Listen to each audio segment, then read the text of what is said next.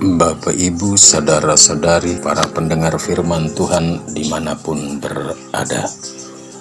Selamat pagi dan selamat berjumpa kembali pada Renungan Pagi Minggu Biasa ke-21, 27 Agustus 2023. Sebelum kita memulai Renungan Pagi, mari kita membuka Renungan Pagi kita dengan berdoa. Dalam nama Bapa dan Putra dan Roh Kudus. Amin. Allah yang Maha Kuasa dan Kekal, kami bersyukur atas segala anugerah, rahmat, dan berkat yang sudah Engkau berikan kepada kami selama satu pekan yang sudah kami lalui. Engkau juga mengenal siapa kami masing-masing dan memanggil di antara kami untuk memimpin kami dalam hidup dan juga dalam karya-karya kami. Dengan pengantaran Tuhan kami Yesus Kristus yang hidup dan berkuasa sepanjang segala masa. Amin. Bacaan suci yang akan kita renungkan pagi ini diambil dari ketiga bacaan pada Minggu Biasa ke-21 yang berinspirasi pada Injil Matius bab 16 ayat 13 sampai 20. Tuhan bersamamu dan bersama rohmu. Inilah Injil Yesus Kristus menurut Matius. Dimuliakanlah Tuhan. Sekali peristiwa Yesus tiba di daerah Kaisarea Filipi, Ia bertanya kepada murid-muridnya, kata orang, siapakah anak manusia itu? Jawab mereka, ada yang mengatakan Yohanes Pembaptis, ada juga yang mengatakan Elia, dan ada pula yang mengatakan Yeremia atau salah seorang dari para nabi. Lalu Yesus bertanya kepada mereka, tetapi apa katamu aku ini? Maka jawab Simon Petrus, engkau adalah Mesias, anak Allah yang hidup. Kata Yesus kepadanya, berbahagialah engkau Simon bin Yunus, sebab bukan manusia yang menyatakan itu kepadamu, melainkan Bapa-Ku di surga. Dan aku pun berkata kepadamu, engkaulah Petrus, dan di atas batu karang ini akan kudirikan jemaatku, dan alam maut tidak akan menguasainya. Kepadamu akan kuberikan kunci kerajaan surga.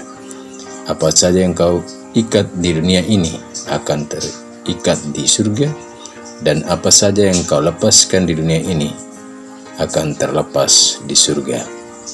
Lalu Yesus melarang murid-muridnya memberitahukan kepada siapapun bahwa Dia adalah Mesias.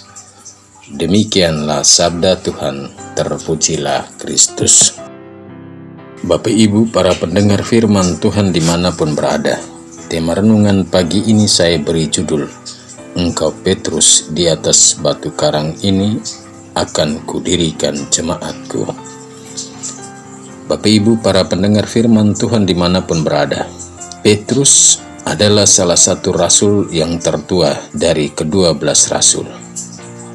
Dia juga rasul yang pertama kali dipanggil oleh Yesus ketika sedang menjala ikan di tepian Danau Galilea bersama saudara-saudaranya. Ketika dipanggil, mari ikut aku. Petrus tidak banyak bertanya, namun dengan segera meninggalkan jala dan perahu, lalu mengikuti Yesus. Petrus ini rasul yang sudah tua, tapi dia seorang yang belak-belakan atau ceplas-ceplos. Rasul yang terkenal berani, tapi juga serentak pengecut. Ketika berhadapan dengan perempuan saat berada di dalam halaman pengadilan sewaktu mengikuti sidang pengadilan atas diri Yesus oleh Raja Herodes, ada seorang perempuan yang bertanya, engkau kan salah seorang murid dari orang itu. Petrus menyangkal dengan berkata, aku tidak kenal orang itu. Tapi menarik, hari ini penginjil menampilkan Petrus sebagai seorang rasul yang tampil beda dengan rasul yang lain. Mengapa beda? Dan bedanya di mana? Petrus dan para rasul lainnya. Ada dong bedanya. Bedanya itu di sini. Bapak, Ibu, para pendengar firman Tuhan dimanapun berada. Sewaktu Yesus ingin tahu bagaimana orang banyak yang telah mengikutinya dan mendapatkan kasih darinya tahu tentang identitas dirinya, demikian juga bagaimana para rasul yang selalu bersama dia siang dan malam itu tahu identitas dirinya. Pertama, kepada para rasul ia bertanya bagaimana orang banyak mengetahui identitas dirinya, yakni, kata orang, siapakah anak manusia itu? Para rasul pun menjawab, ada yang mengatakan Yohanes Pembaptis, ada juga yang mengatakan Elia, ada juga yang mengatakan Yeremia atau salah seorang dari para nabi. Para rasul selain Petrus menjawab demikian mungkin karena mereka juga tidak mengerti siapakah anak manusia yang dimaksud Yesus. Maka Yesus mengubah objek pertanyaan menjadi, tetapi apakah katamu siapakah aku ini? Maka Petrus segera menjawab mendahului para rasul lainnya, engkau adalah Mesias, anak Allah yang hidup. Mendengar jawaban Petrus itu, Yesus langsung memuji Petrus. Berbahagialah engkau Simon anak Yunus, karena bukan manusia yang menyatakan itu kepadamu, melainkan Bapa-Ku yang di surga. Bapak Ibu para pendengar firman Tuhan dimanapun berada.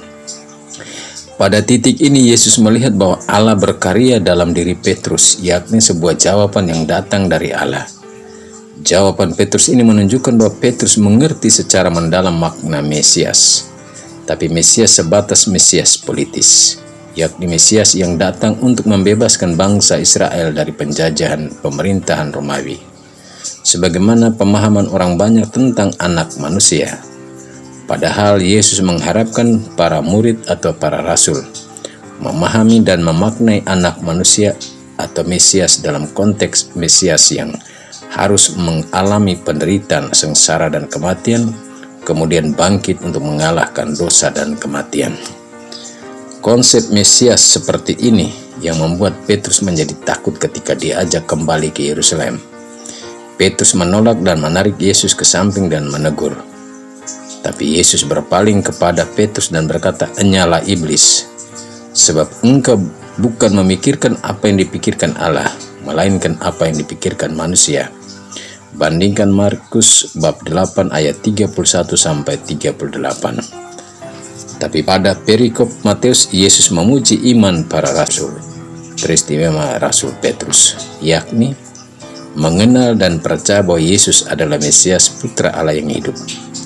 Dari iman Rasul Petrus ini, Yesus kemudian berjanji bahwa di atas rasul-rasul yang terungkap dalam iman, di atas iman rasul-rasul yang terungkap dari iman Petrus ini, Ia akan mendirikan jemaat atau gerejanya.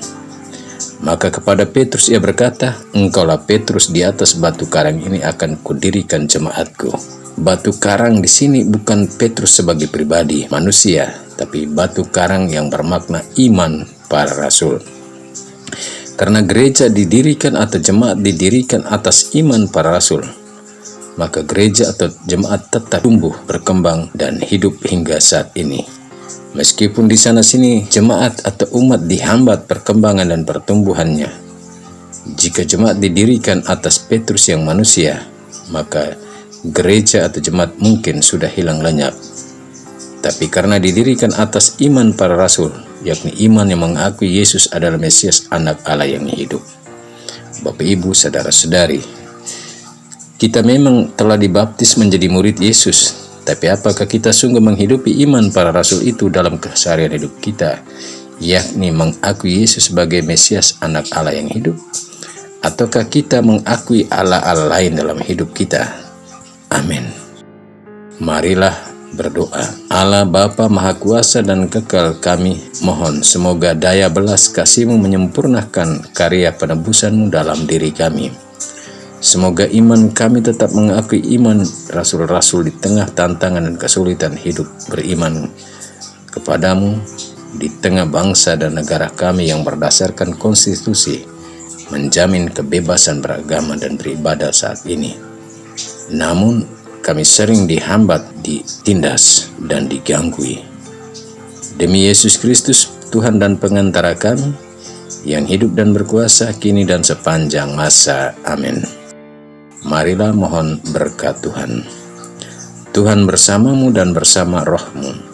Semoga kita sekalian dan perjalanan kita ke rumah-rumah ibadat kita pagi ini, serta ibadat dan ekaristi kita hari ini dilimpahi dengan berkat Allah yang Maha Kuasa, Bapa dan Putra dan Roh Kudus. Amin. Selamat beribadah, selamat merayakan ekaristi, selamat berhari Minggu, Tuhan memberkati.